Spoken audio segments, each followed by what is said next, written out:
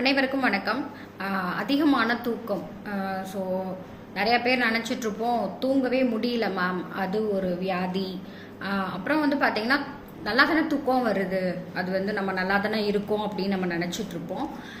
பார்த்தீங்கன்னா எப்போ பார்த்தாலும் தூக்கம் வர்றது. ஸோ சும்மா உட்காந்துட்டு இருந்தா தூக்கம் வர்றது, டிரைவிங்கில் தூக்கம் வர்றது, யாராவது பேசிகிட்டு இருக்கும்போது கூட நம்மளுக்கு பார்த்தீங்கன்னா ஸோ தூக்கம் சொக்கும். பார்த்தீங்கன்னா ரொம்ப நேரம் உட்காரவே முடியாது அவங்களால.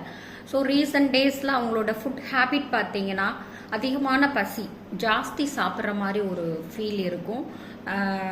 கிரேவிங்ஸ் பார்த்தீங்கன்னா ஸ்வீட் ரொம்ப சாப்பிடணும் அப்படின்றது அவங்களோட டேஸ்ட்டு ஃபுட்டு மாறிட்டே இருக்கும்.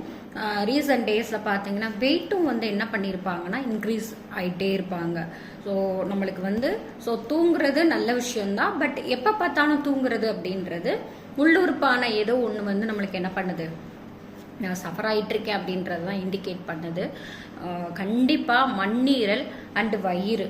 ஸோ மண் நம்மளுக்கு என்ன ஆயிருக்கு அப்படின்னா, ஸோ ஏதோ ஒரு ப்ராப்ளமில் இருக்கே அப்படின்றத தான் நம்மளுக்கு என்ன பண்ணுது, இண்டிகேஷன் கொடுக்குது. நீங்கள் அக்குபஞ்சரில் ப்ராப்பராக நீடலிங் பார்த்தீங்கன்னா அந்த மண்ணீரலுக்கும் ஸ்டொமக்குக்கும் நீங்கள் நீடலிங் கொடுக்க நான் மேலே சொன்னேன் இல்லையா, அந்த தூக்கம், அதிகமான தூக்கம், அதிகமாக சாப்பிட்றது, பசிக்கிறது, அப்புறம் பார்த்தீங்கன்னா ஸ்வீட் ரொம்ப பிடிக்கும். ஸோ அந்த மாதிரி விஷயங்கள்லாம் படிப்படியாக குறையிறத நம்ம பார்க்கலாம்.